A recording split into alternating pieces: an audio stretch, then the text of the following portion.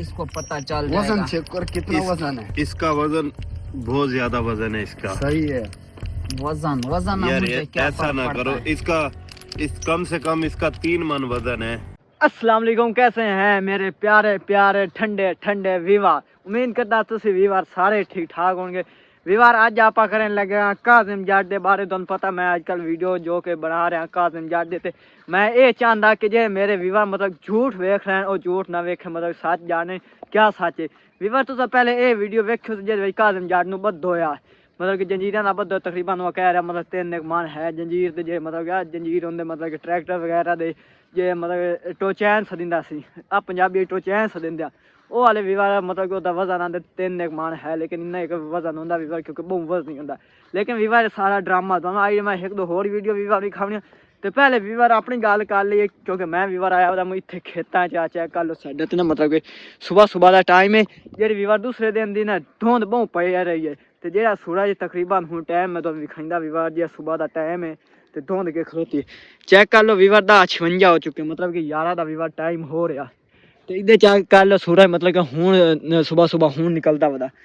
तो नाल मैं तुहानू वीवार सरसों दे फुल चेक करेंदा हाय हाय सुबह सुबह खेतों की अपनी वीवार चास कसम कुछ वो हाय हाय। इधर चेक कर लो माशाअल्लाह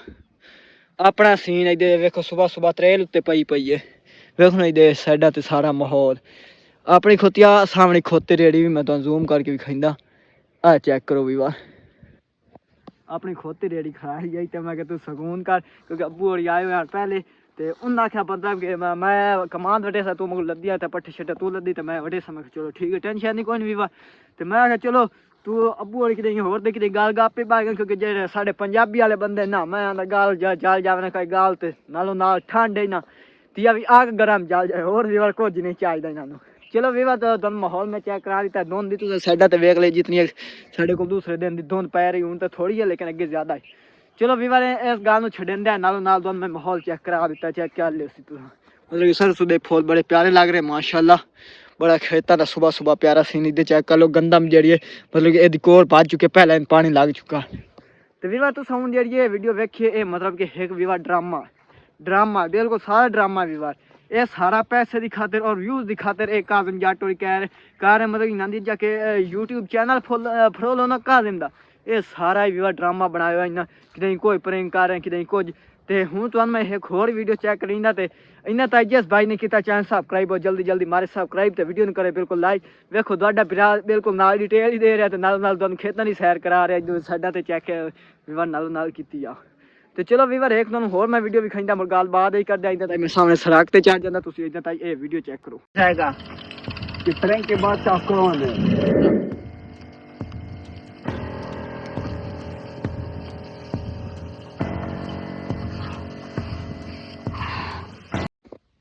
हाँ वीवार तुस यार मेरे प्यारे वीवर चेक कर लियो उस वीडियो जे मतलब कि ड्रामा कर रहे हैं मतलब कि ऊंचाई की जगह होंगी जितों मतलब गिरा देंगे मिट्टी की जगह होंगी जितों ट्रालियां शरालियां मतलब कि मिट्टी चाहिए क्रेन होंगी एक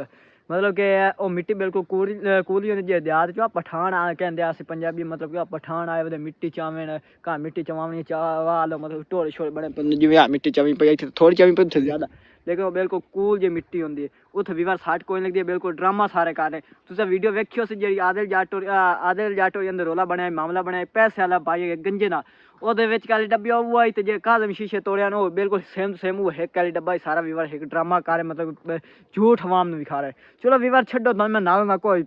सुबह सुबह के टाइम खेतों की सैर करो चलो कोई ना कोई करा देना पहले आप बन लीए इतों गन्ना इतने गन्ना बनेंगे तुम गन्ना चेक करेंगे मिठास तो मोड़ेंगे आप जाना खेतर अं वापस जाना इतों ही लगना मोड़ अगर तुम माहौल लगला मैं चेक कराई जाता तो वीडियो अपनी थी खत्म कर देंगे। वीवार आप बना लिया गन्ना पहले तो मैं गन्ना चेक करा देव चेक कर लो हाय हाय देहात का अपना गन्ना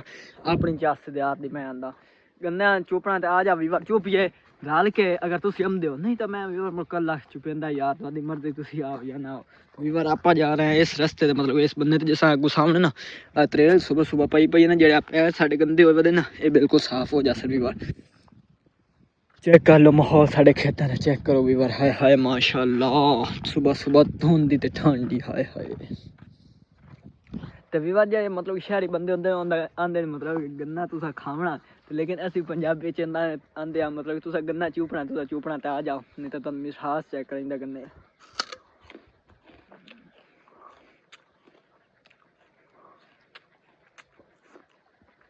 हाय हाय कसम वीवर अपनी चास गन्ने दी हूं मैं इत्थे थोड़ा जिहा मतलब रिंका जिहा घोड़ा वगिंदा चेक कर लो ਇਹਦੇ ਵਿੱਚ ਹੁਣ ਆਪਾਂ ਜੱਟ ਵੜਨਾ ਤੇ ਬਿਲਕੁਲ ਪੈਰ ਸਾਫ਼ ਹੋ ਜਾਣ ਚੈੱਕ ਕਰਿਆ ਵੀਰ ਤੁਹਾਨੂੰ ਪੈਰਾਂ ਦੀ ਚਮਕਾਈ ਚੈੱਕ ਕਰਾਂਗੇ ਸਾਡੇ ਦਿਹਾਤੀ ਬੰਦਿਆਂ ਦੀ ਪੈਰ ਚਮਕਣੇ ਚੈੱਕ ਕਰੋ ਵੀਰ